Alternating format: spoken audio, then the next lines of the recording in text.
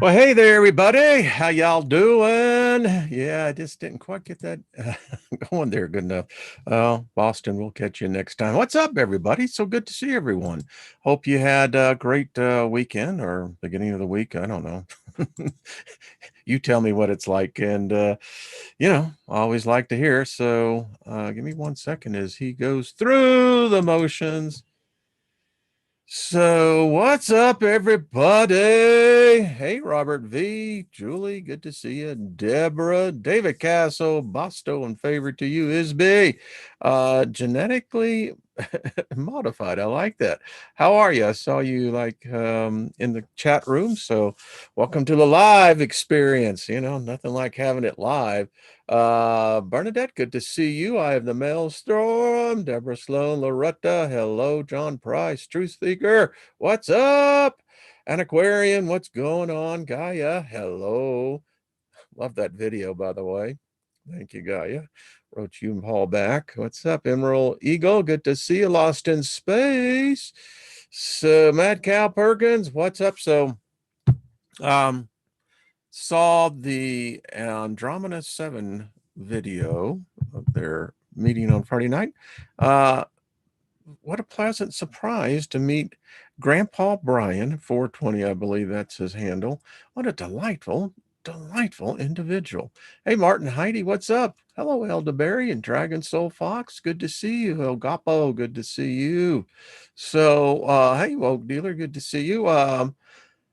Mike, what is it? Malchus, good to see you. And Jules, Shannon, Irvin, hello, everyone. So, anyway, what a pleasant, by the way, I really dig that store. Grandpa Brian, I'm going to send you an email. That store is freaking fabulous. And if you don't know what I'm talking about, go there to Andromeda 7 Celestial Portal and check out their Friday night show. That was really, really cool. And I checked out Nina. I saw your show. Thank you for the very nice things. And I didn't know if you ever got Big Al. I couldn't stay for the whole thing, but yes. So Nina, just thank you. And Nina's gear is down listed in the description box as well. And saw Robert V and my favorite Lucky Stone, the walking philosopher, is what I saw him. And Miss Trina, who will be on tomorrow. And I believe we're going to be having a guest with us. I'll confirm that. Hey, Big Al, what's up, buddy? Prophecy Theorist, good to see ya. Nikki, what's up? Good to see you. Welcome. So, yeah, talented group of people here. Um, I just love it. It's quite remarkable to see everyone coming into their own. So I got a question for this group. I mean, come on, folks. This world is like, what the freak? And I was meditating. It was kind of really difficult. Typically, it's a very easy process in which I get into, but I'm thinking, who's manifesting this reality? Seriously, folks. Who in the freak is manifesting this?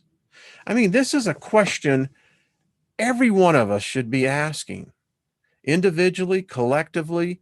I mean, wow. And we can no longer hide it. What is here is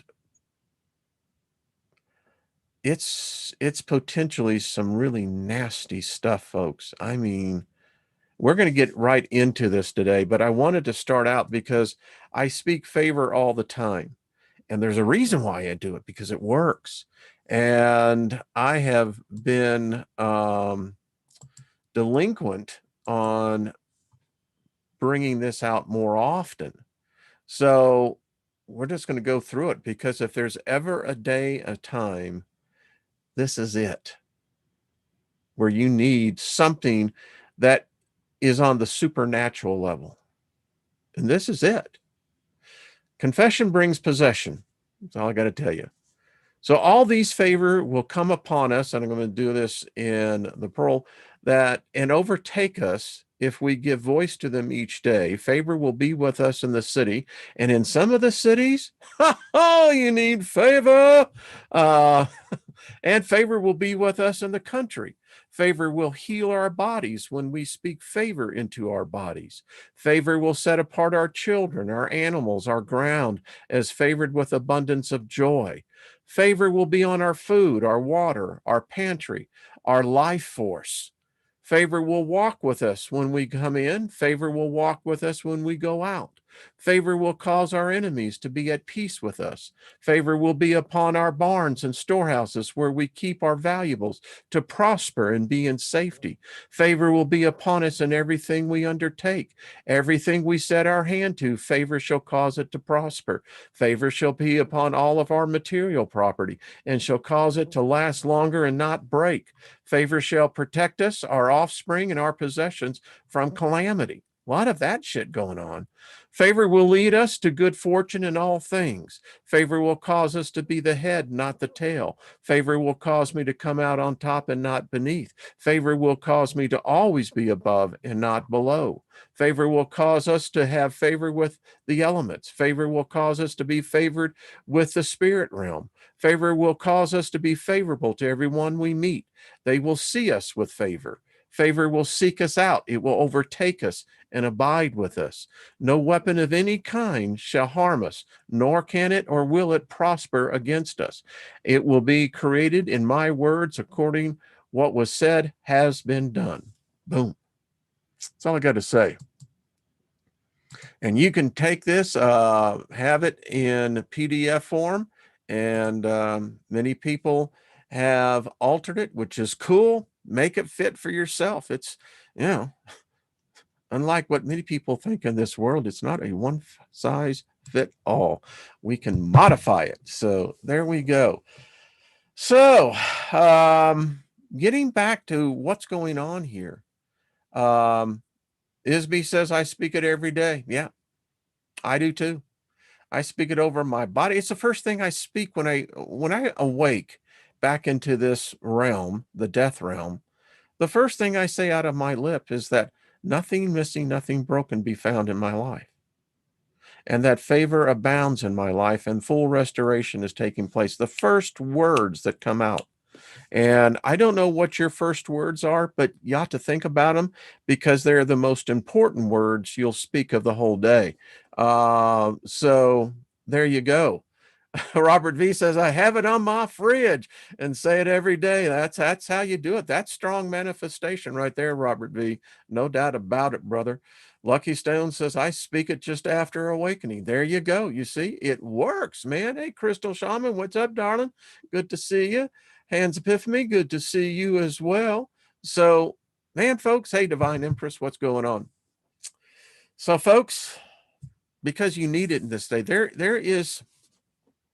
I am finding more references in mainstream media that I never expected to actually see.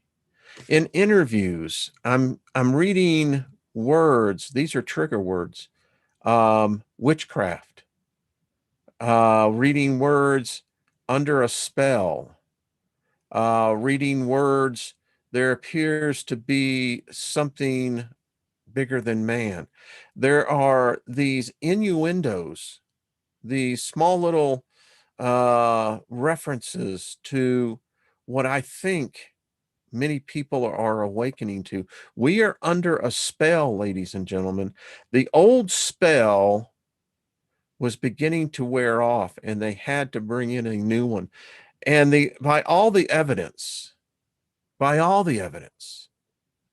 this is not our first time down this road. So I want to get right into today's lesson.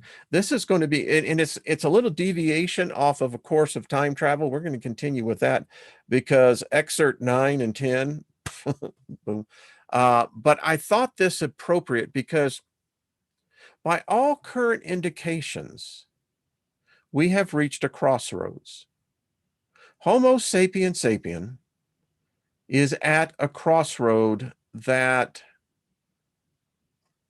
it's very difficult to determine what the future is other than it looks very bleak. And the question that comes, are we the height, the total expression of human beings' intelligence? Are we the most intelligent human being that has ever walked this planet? That's the question. So, I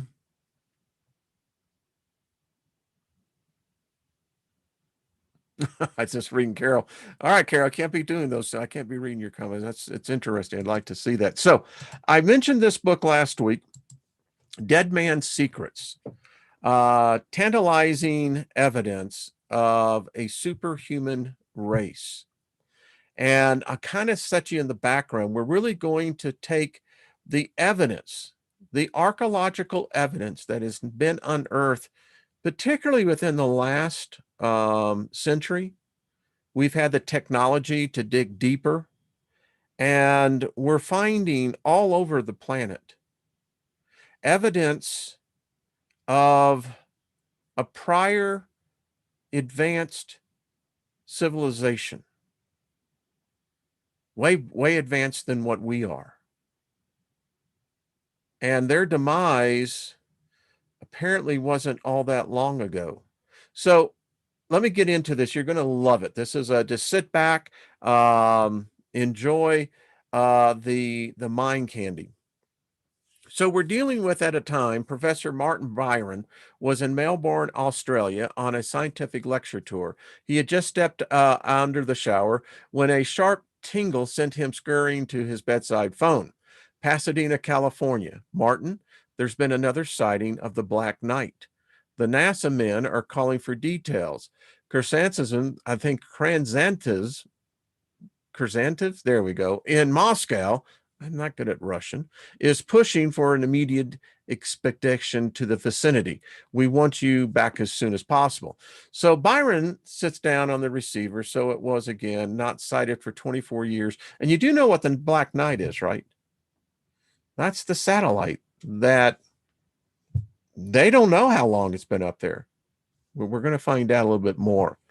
He said, I was still some 15 miles away from Byron's hotel apartment, which afforded me a time for reflection. It was, I recalled, on October 1957 that man's most daring triumph, Sputnik 1, had been rocketed suddenly into orbit 584 miles above the Earth. With excitement, mingled almost with disbelief, millions worldwide had scanned the night sky to glimpse the shining artificial moon skimming its path to the west, east to west against the canopy of stars. Within 4 months, America had followed suit. I remember that. I was 6 years old. No, excuse me. I remember when John Glenn went up. I was only a small lad of 2 years old at this point, but I was still born in the air. So after eons of basically inching along in development, humanity had suddenly leaped off the planet. It was starting, and we were alive to see it. Then came a bizarre discovery. It was hushed up quickly. As he recalls, he said, as tracking stations swung into action to monitor these new moons, the two satellites, the night sky had tossed up an awesome mystery. Another satellite was discovered already in orbit. Certainly, it was neither American nor Russian. And the uncanny truth was nobody else had the technology. French astronomer Jacques Vallée of the Paris Observatory saw it 3 times in 1961 and got 11 data points in 45 seconds. It seems to be orbiting in reverse at an altitude of 22,000 miles above the Earth. Experts were jolted. Who put this satellite in orbit? How long has it been there? This is not science, this is not fiction. It's really up there. Seems like when we approach it, the crafts lose power. But anyway, he says, I'm glad you come, smiled the professor, offering a chair. He says, now there's something for you to research. I might say the Russians have the edge on us in this investigation. Lev Jindlis And Polakovo Observatory in Leningrad concurred that the Black Knight is out there waiting for us to explore its cargo. God only knows, whatever we find aboard it may change the course of history. He says, I shuffled intently. So, you believe this is an intelligently placed vehicle? Well, it's not a meteor, and you can rule out space junk. Truly, the last 25 years have plunged us into something unsettling mysteries concerning our unknown past.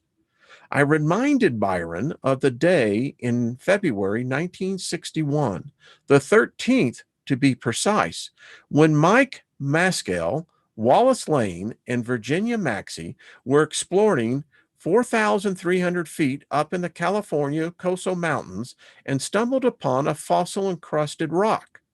That in itself was not unusual, but wait for this. Expecting to be a hollow geode stone containing crystals, they broke a diamond saw on it the next day. The surprise turned wild when, instead of crystals, they found inside the rock a mechanized device resembling a spark plug, a sophisticated relic, if you please, but the riddle was its enormous age. Authorities dated it at 500,000 years.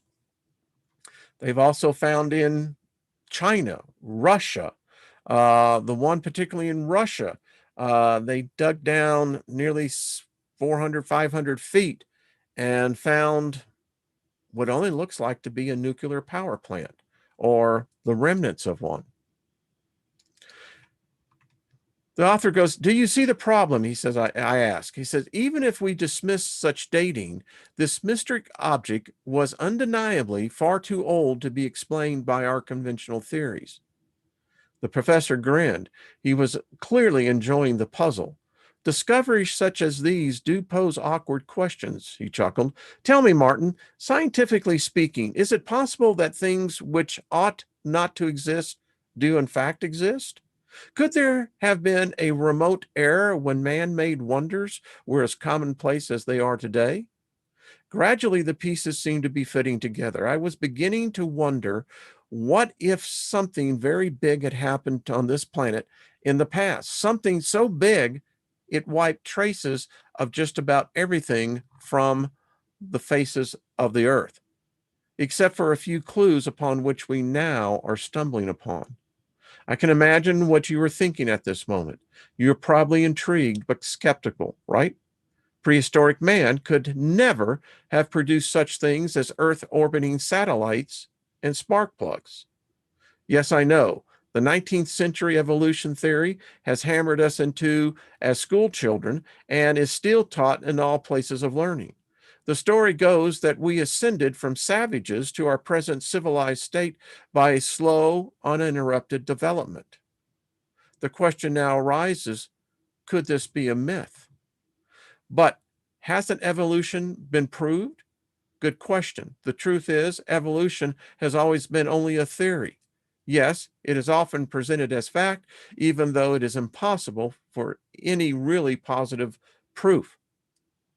Would it surprise you to learn that not in one spot, but all possible ancient inventions have been surfacing of late, and some of them from the technology as advanced as our own?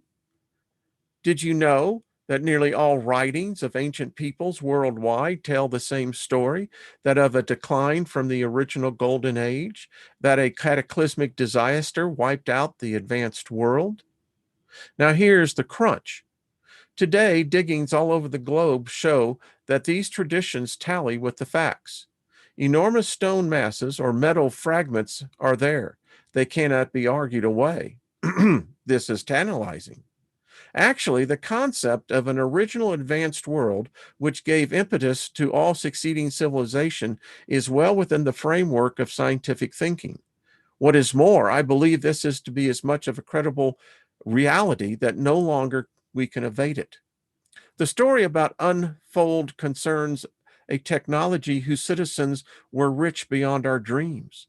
I shall show you how a global flood minced it to atoms, how subsequent attempts were made to revive the lost glory, and how a fiery Holocaust intervening, most of the survivors became savages. And folks, if we're hit with a killer shot, a CME, from our sun, and the grid goes down, they estimate, well, probably within 2 weeks, people will become absolute savages. They will kill, murder, doesn't matter. Survival becomes the whole thing. And I think we're being set up for such an event. But anyway, I continue. The truth is out there. It's time the truth was out. So many theories have been fostered on so many people for so many years. We've known all the facts, but there's enough to ignite an explosion of conventional circles.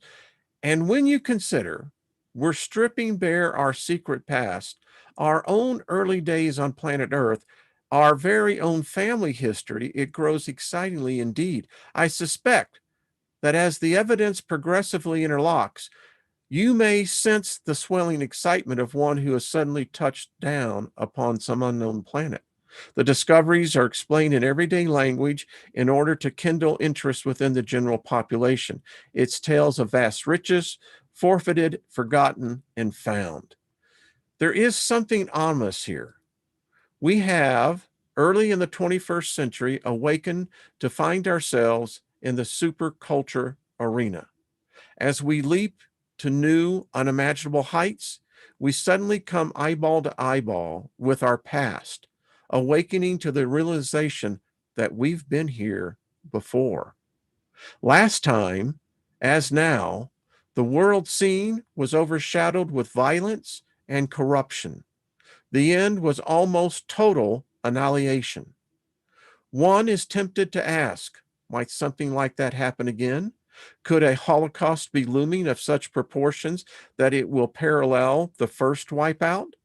We may be better able to evaluate this question at the close of our probe. Meanwhile, our excursion into the past offers a feast of hidden delights.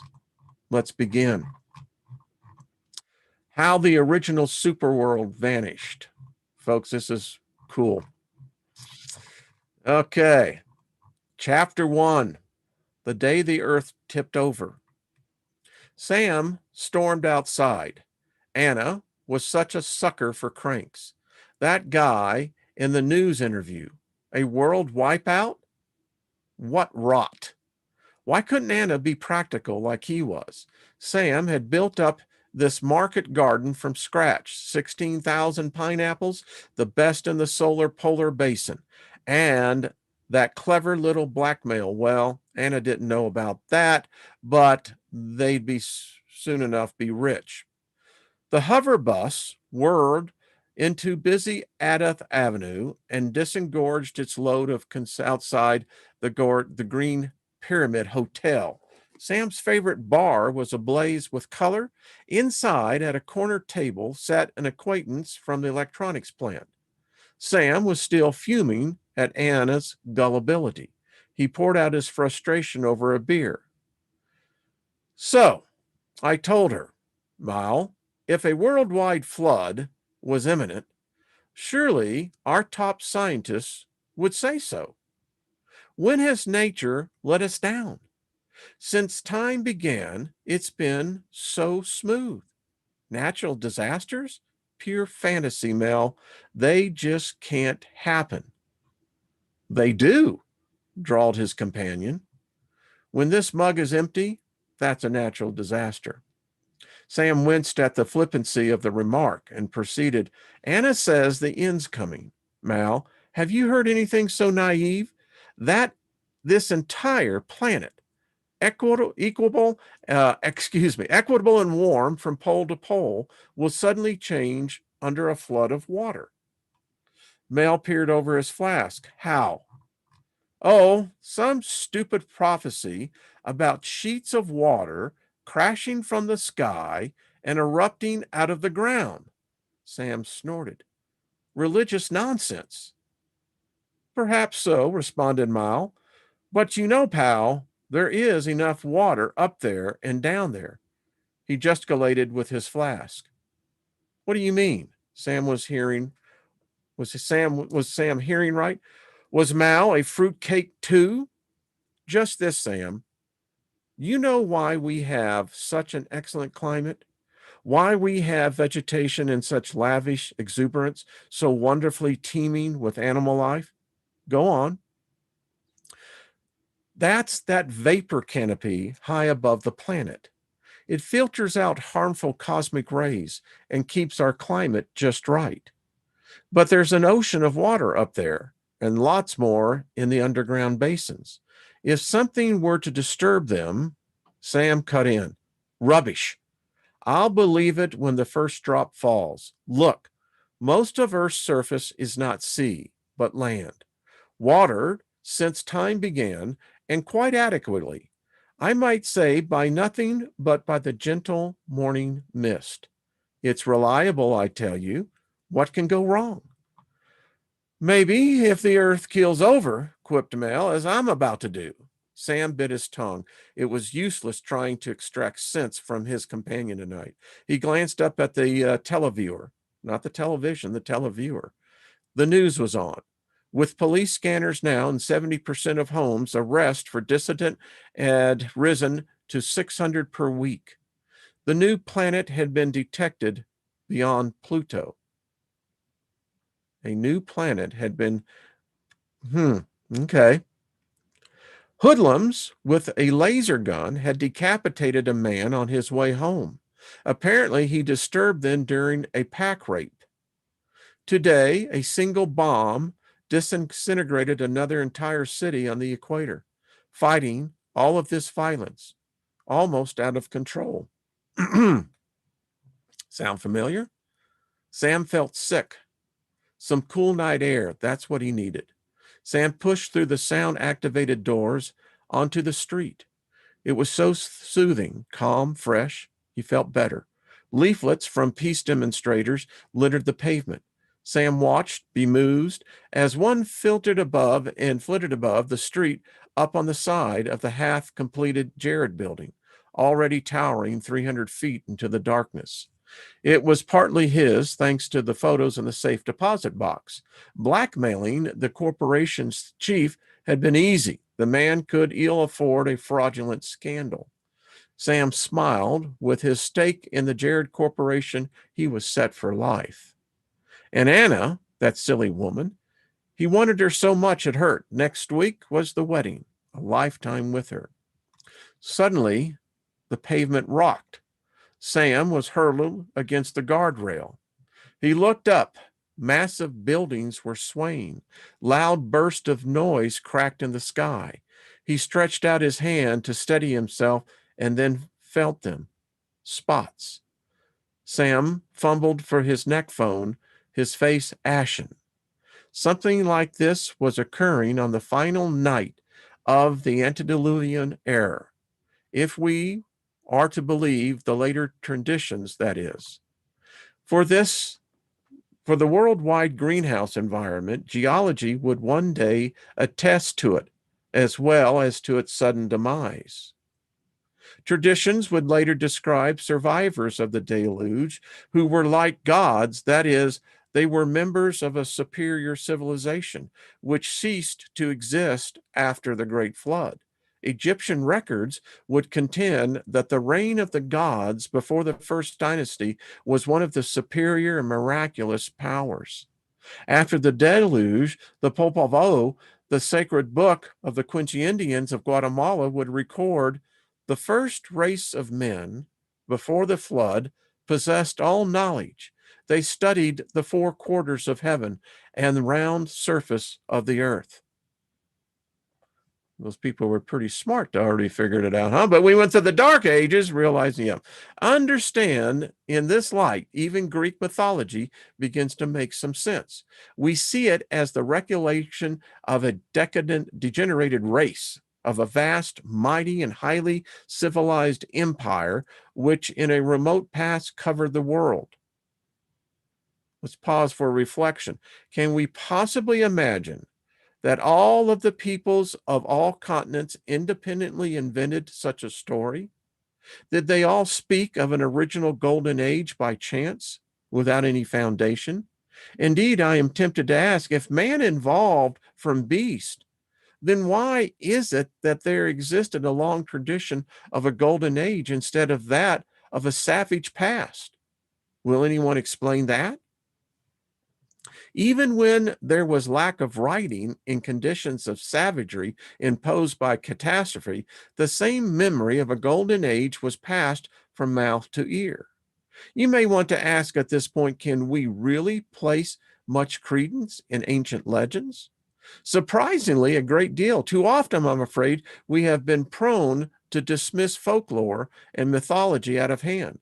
But is this not unscientifically, especially since traditions have often led us to discover physical remains? Pertinently, William Prescott, the great Americanologist, reminds us a nation may pass away and leave only the memory of its existence, but the stories of science it has gathered up will endure forever. You see, folklore is a fossil of history. It preserves history in the guise of colorful tales. Far from being a collection of fables, it is a recital of actual past events, even though from generation to generation, some facts have become distorted or forgotten. Professor I.A. Afrosimov of the Soviet Union cautions that historians must pay more respect to ancient traditions and folklore. He accuses Western scientists of snobbiness and rejecting the tales of common people. We must face it, legends are usually based on core of fact. Take the legend of Troy. No scholar took the Iliad or the Odyssey of Homer as history, but Schulman, putting faith in it, discovered the mystical city of Troy. The Iliad spoke of a cup decorated with doves of the Odysseys used. In a shaft, Schulman found that 3,600-year-old cup. Herodotus told the famous, fabulous story of a distant country where griffins guarded a golden treasure. This land, Altari or Kinshan, has now been found, together with ancient gold mines and decorations from a high culture predominantly displayed the griffin. The vague myth is seen to be fact. Mexican Indians' legends spoke of a sacred well of sacrifices into which maidens and jewelry were hurled. Historians dismiss this as mere tale until the well at Chichen Itza was discovered in the 19th century. More than any document, the Bible was assailed as a collection of fanciful myths. Yet, to the embarrassment of the critics, archaeological discoveries prove time and time that the fabled cities, mythical persons, and impossible events were true and reliable, portraying in every detail. This gentleman says, indeed, the Bible can be regarded as the most accurate and trustworthy source in history. Debatable. Much, yes, but I wouldn't say completely. But that's just my opinion. Now, get this. This is going to be cool. If you got them, drink them. I think we can pretty much assume there was something here, I'd say, before Sapiens came along. I think that we are a remarkable remnant of whoever these people were. They were bipedals. They were apparently very intelligent. I don't know where they would be in the classification of man, but anyway. So if we are to credit the collective testimony of all ancient races, man's early history was truly an incredible one. It was a golden age of advanced civilization of original giants who had superior intelligence and technology. This appears to have been a universal truth known to everyone in ancient times. Sacred records affirm that at the very beginning, soon after the fall from paradise, men possessed extraordinary mental abilities, beginning with the raw earth.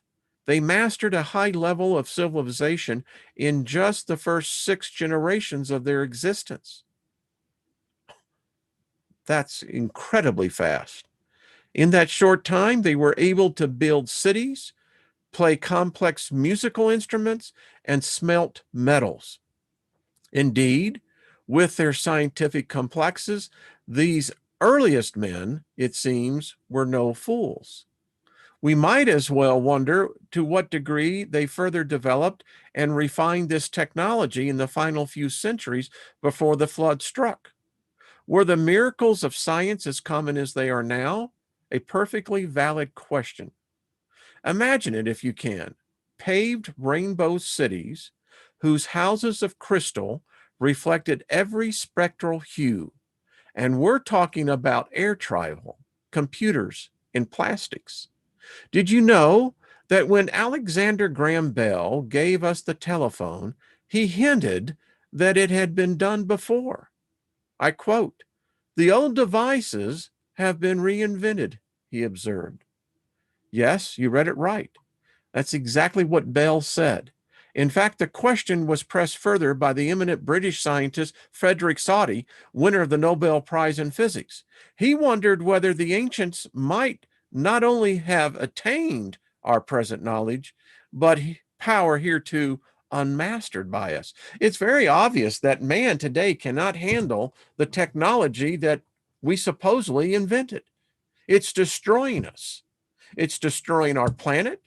And I think we've gone so far down that there is no getting out of this rabbit hole. This one here, unfortunately, is going to lead to, well, we'll read. Where did Bill and Soddy get their information? Quite possibly from some musty old records.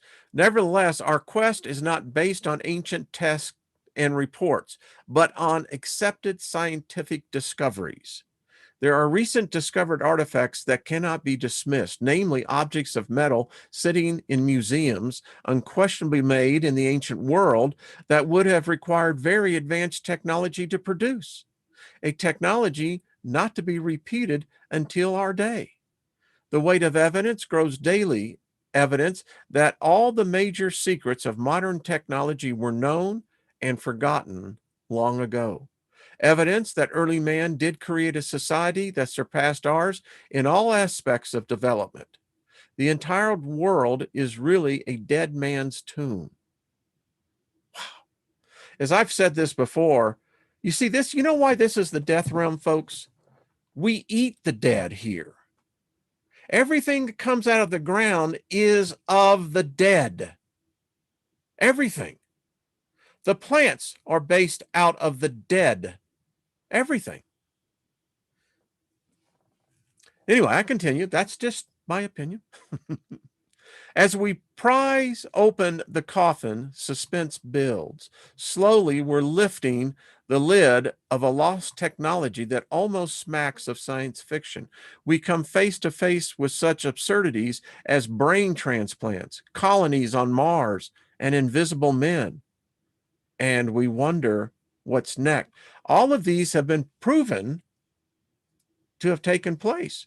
We are now finding the skeletal remains of cultures, particularly the Mesoamericans, seem to have been very advanced in the area of brain transplants, as were the Egyptians and apparently the Sumerians. Admittedly, such concepts almost strain credibility. We are tempted to ask, could the ancients have really advanced so far? It may help to consider our own age. As recent as 100 years ago, were not mostly of today's inventions totally unknown, even unbelievable? Since then, the spawning has been sudden and rapid. What is more, the present age of basic discoveries is hardly at its end. It is forecasted that just 15 years hence our present accumulation will have doubled. Whoa. Do you grasp what this means? How then can one possibly conceive the state of knowledge attained by the antediluvians before the deluge struck? The deluge. A world war was raging at the time. In the 34th century BC, a catastrophe of incredible magnitude intervened, causing the world to wobble and ripping the crust of the earth to shreds.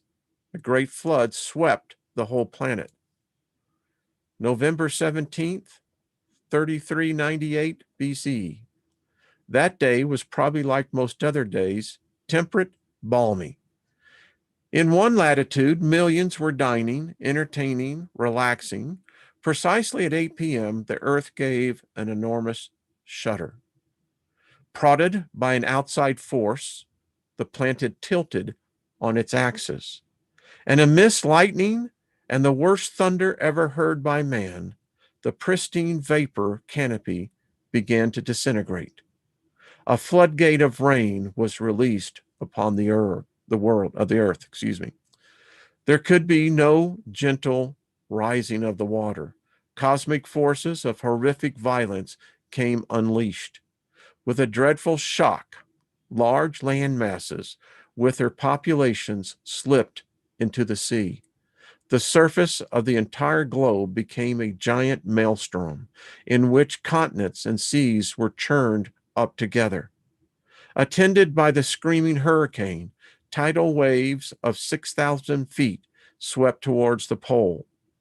A blanket of lava and asphyxiating gas extinguished all life. This cataclysm wiped the mother civilization from the face of Earth and consigned its products to a watery grave forever.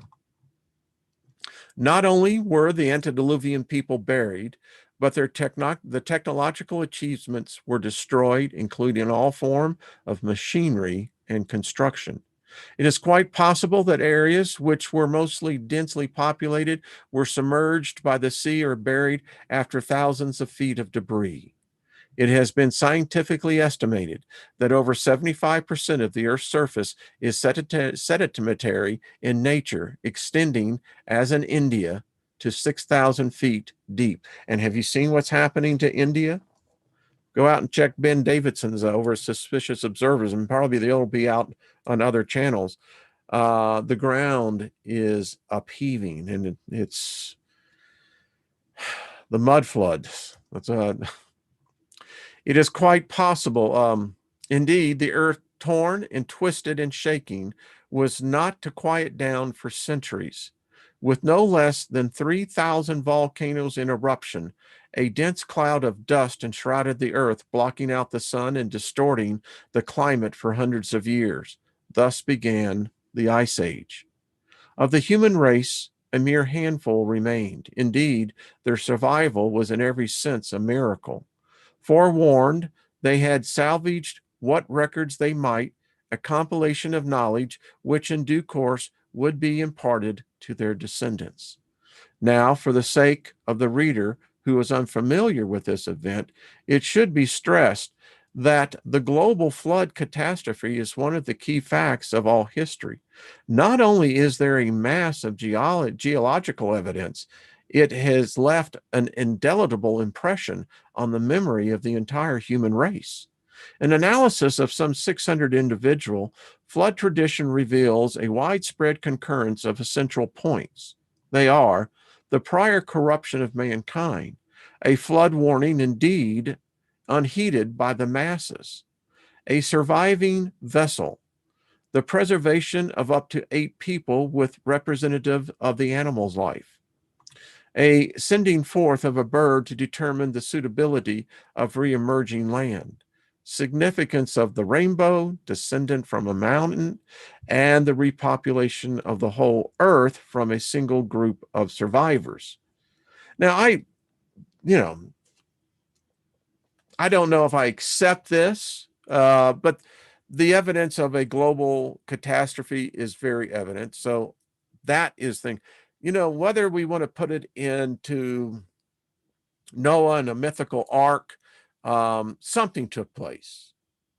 I happen to think if these people were as smart as they were, they probably had vessels that were designed for this type of stress, the type of conditions, which only could have been estimated because they didn't have anything to work off of. It never rained. there were no oceans. But I can see how it would come into a story that would be readily acceptable even for the most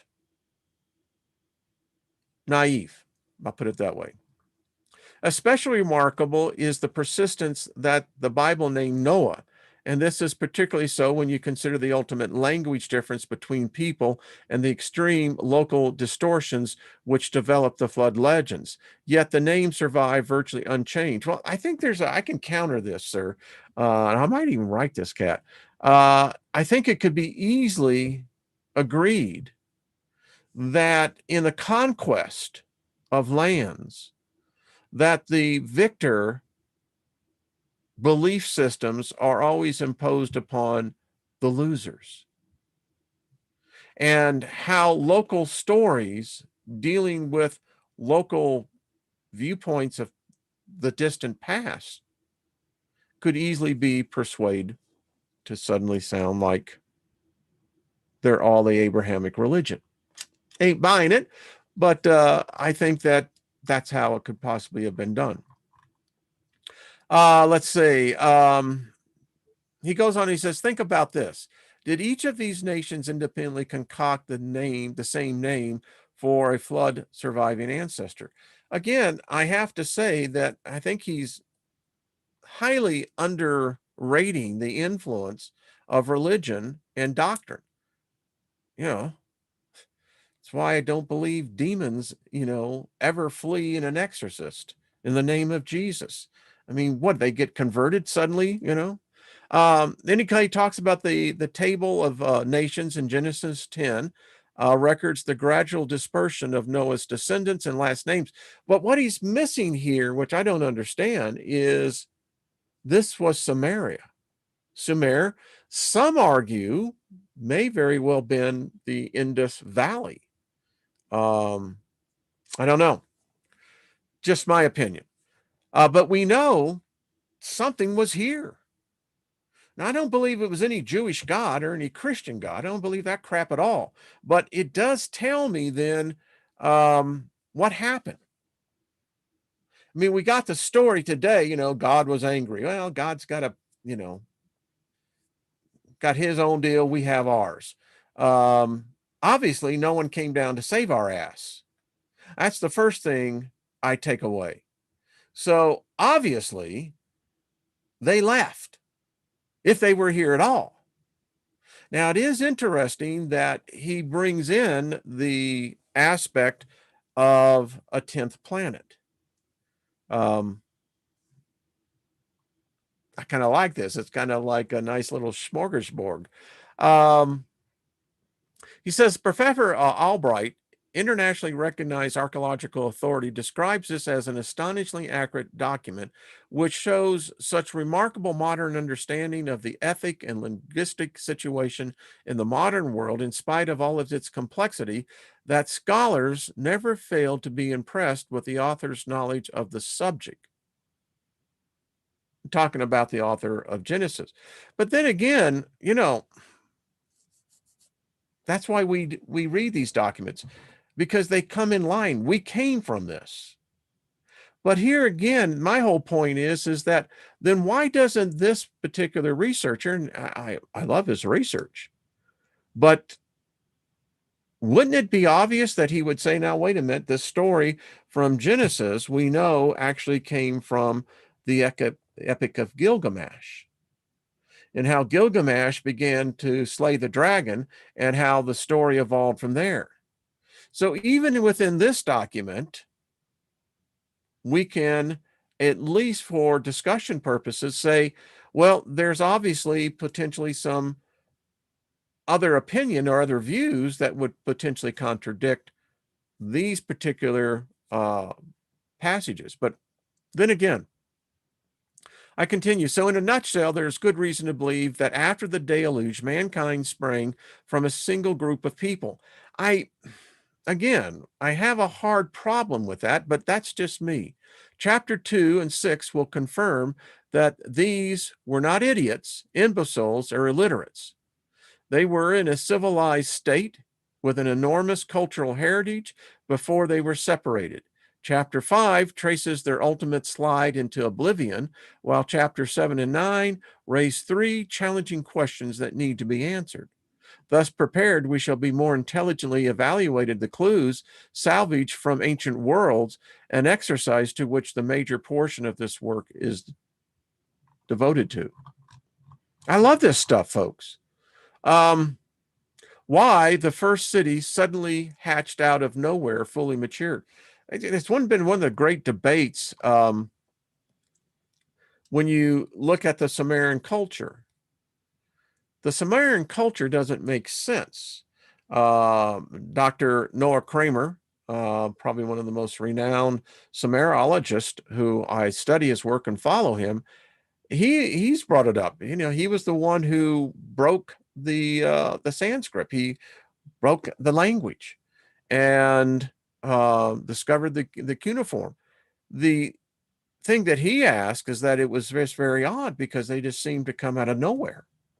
They had knowledge of agriculture. They had knowledge of water. They invented the wheel. They invented sailing. All of these are attributed to the Sumerians. And then we don't talk about Göbekli Tepe, but that's another thing. All right. We go on. Our story now. Quick, jump. Shrieked Ed. Get in, and will you? His Jeep door was flung open. I glanced back hurriedly. A fierce-eyed mob was closing the gap. It happened so fast. Camera strung, I was exploring a fertility temple near Calcutta.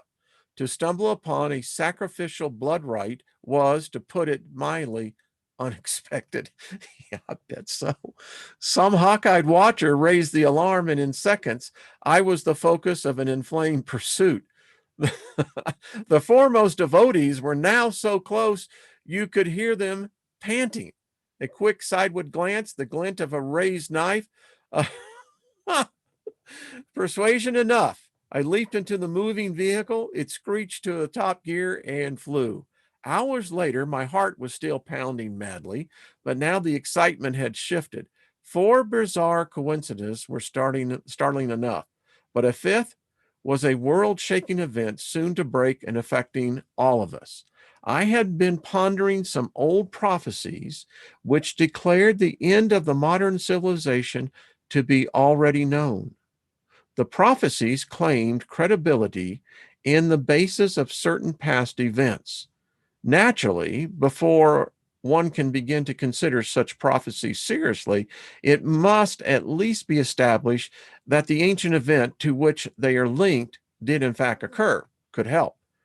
I knew Ed Savage to be a bulldog of an archaeologist. Even so, his announcement startled me to no end.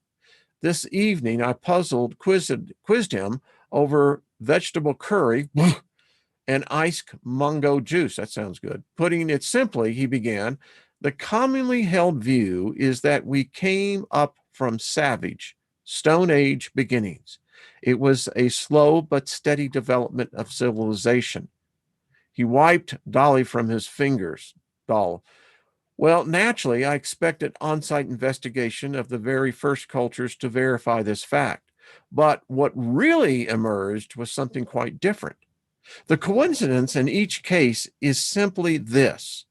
All cultures began suddenly and fully developed. A long preliminary period is not supported by archaeology. But, I flattered, groping for words, before cities on earth, he continued, there was nothing, I tell you, but a clean slate. Are you telling me the evidence points to no transition whatsoever between the ancient civilizations and any primitive forebears? Precisely. They did not rise to their peak. They were at their peak from the beginning. Hogwash, I snapped. There has to be a trial and error, refinement, evolution. Edgar went on. At first, I could not believe it either. There was but one pattern, the sudden appearance of civilizations worldwide. 5 coincidences, or one pattern, call it what you like. Meaning, I looked at him, well, there was Egypt about 3000 BC. Egypt sprang into existence suddenly, fully developed. That is, without transition from a primitive state with a fantastic, ready-made high society. Great cities, enormous temples, he continued, pyramids of overwhelming size, colossal statues with tremendous expressive power, luxurious tunnels and tombs, splendid streets flanked by magnificent sculptures, perfect drainage systems, a decimal system at the very start, a ready-made writing already perfected, a well-established naming system in which each pharaoh had as many as 5 names, society already divided into specialist classes, an army, civilized service, and hierarchy minutely organized, a court exhibiting all the indications of a well-defined precedence and form? I'm sure you have to be asking yourself, come on, folks. What?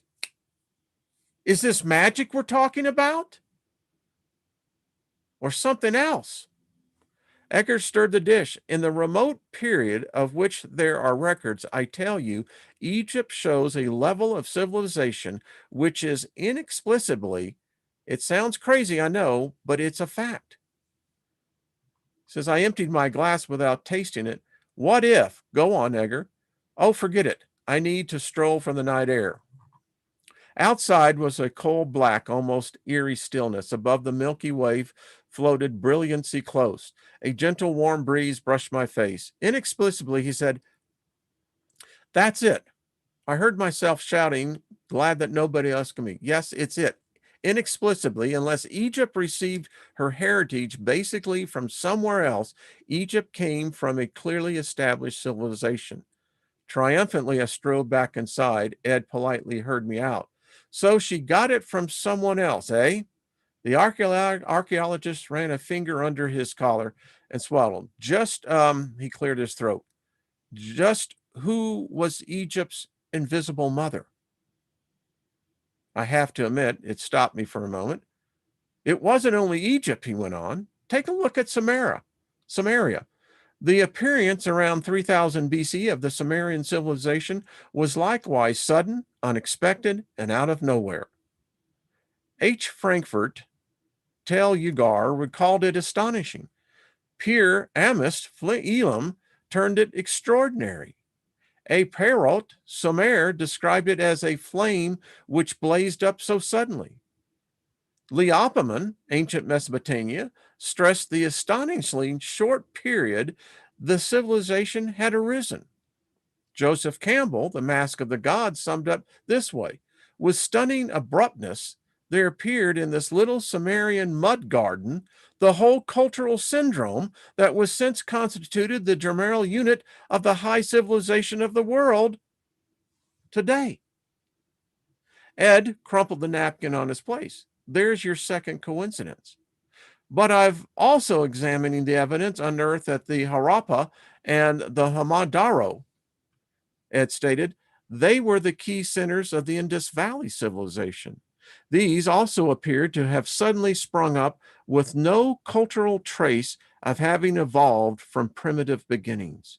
Your third coincidence. The archaeologist opened his mouth and closed it again. Perhaps I got an overwrought imagination, he said carefully, but there's one possibility I must explore.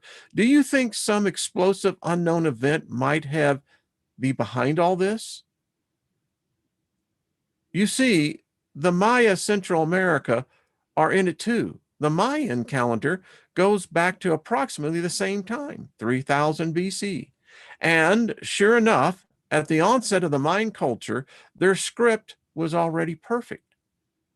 Another bombshell. I arose and leaned against the plaster wall, studying the evidence sign. 4 very odd coincidences. And you said there were 5? Indeed, there are. The megalith builders of Northwest Europe appeared at precisely the same time. The achievements they demonstrated were identical. That is, in simultaneously discovery of the polygonal triangles, a precise calendar, a true compass bearing the north, knowledge of the movement of celestial bodies, possibly including knowledge of the world was round, and a minutely accurate system of measurement. Well, seems like I came to a good place. You know, just another thing to add into the fray. This world, we are disintegrating. There's no doubt. The violence that we see today is spreading on every continent. We have tyranny in governments. We seem to be declining in cognitive ability and making rational decisions. And it's very clear that the Earth and the magnetic pole that is right now, there is a magnetic excursion taking place. We're seeing it in the effects of weather everywhere. And it wouldn't surprise me if they did find a 10th planet, because by all evidence, technology doesn't seem to be able to save us. And that's why I love the ability. I have to tell you a little anecdotal story.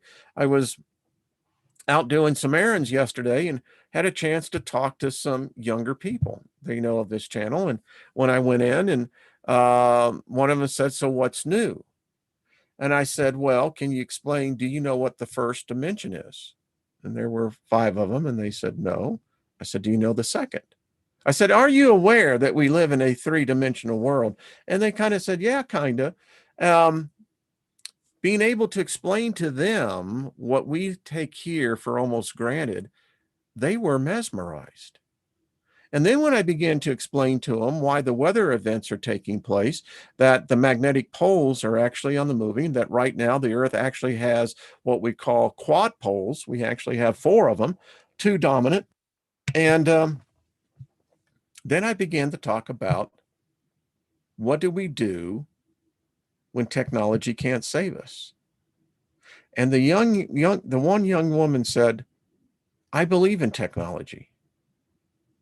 And you know, but I left with that one thought. How many other billions believe in the technology? I would dare say and contend for this group, and we'll get out of here now, that it is the technology that is actually, I think, sinking the ship. We've become so dependent on it that we no longer question it. And since we don't question technology anymore, then technology has become, in essence, the new God. And I don't like where it's going. I'm just telling you. I don't know if there's going to be another massive flood. I mean, something's coming. I mean, I think it's more likely that our sun will go micronova before something like that, but who knows? Your shirt, Wayne. It says, "I wear this shirt periodically." It's the periodic table. So, because we're going to be adding new elements, I have no doubt. Electric universe. Yeah. Maverick. Yeah. Yeah. So, I'm not one that really gets afraid. I mean, it's at this point, if the shit show really begins the way that they're pushing it, it could get real ugly quick. And it's this type of knowledge that I believe will be the counter to whatever spell we are under. Again, I ask everyone here, I ask everyone that's listening, and thank you for the thumbs up. Y'all are beautiful. Who is manifesting this reality? You are smart people. There are brilliant alchemists here. There are master magicians and witches and etc. Someone, folks, someone is behind this. You cannot defy natural law. There is someone, and it has to be a someone or a group of someones. I wish the Farsight Institute, and I know some of them listen, I wish you folks target in on that. That's who we need to be targeting in on. You people that max remote vision, we need to begin. There's my suggestion. Those of you that are into that modality, why aren't you pressing? There's a powerful force here because, folks, it's manifesting on a global scale. And there are so many different components that this has to be something that's being deliberately manipulated or deliberately created. Either way, probably both. Woof, man, this gets me pumped up. I'm telling you, because, folks, it affects us all. I have loved ones. I have family. You do as well. I don't like what I see. And religion didn't bring any of the answers. And if there's an answer, we've got to find it.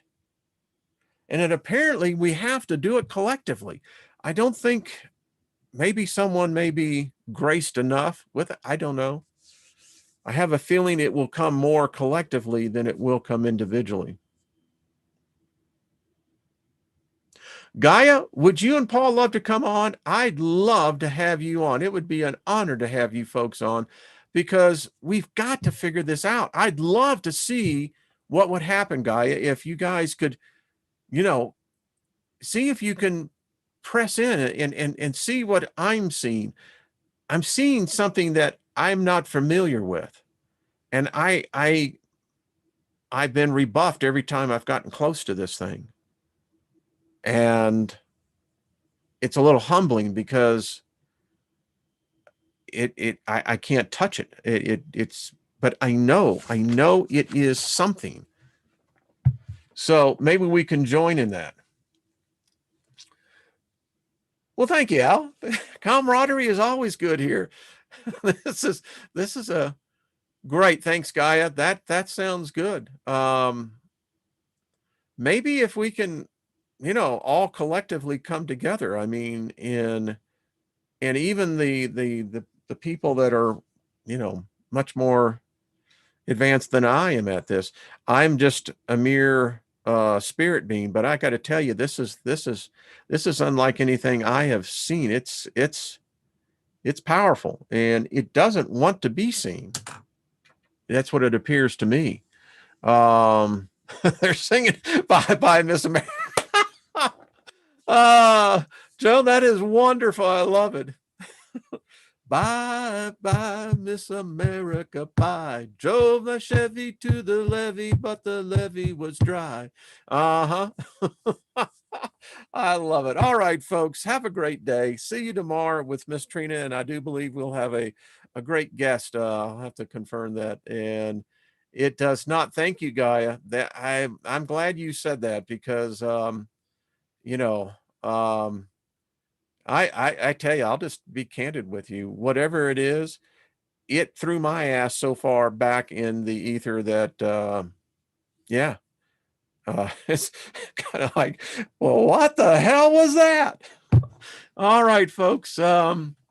What is the manuscript's name? It is Dead Man's Secrets. So that is the name of it. I have it on PDF if you want, and I'll send it out there if you want it.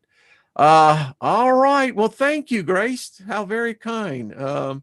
Hey, Brian, what's up? Good to see you, brother. Another interesting. Yeah. The Black Night Satellite. We did a whole thing. All right. Much love to you all. Love this group. Thank you. Thank you for, letting me in. It's like, wow. All right. They actually let me in. All right. Much love to all. See you later. Bye-bye.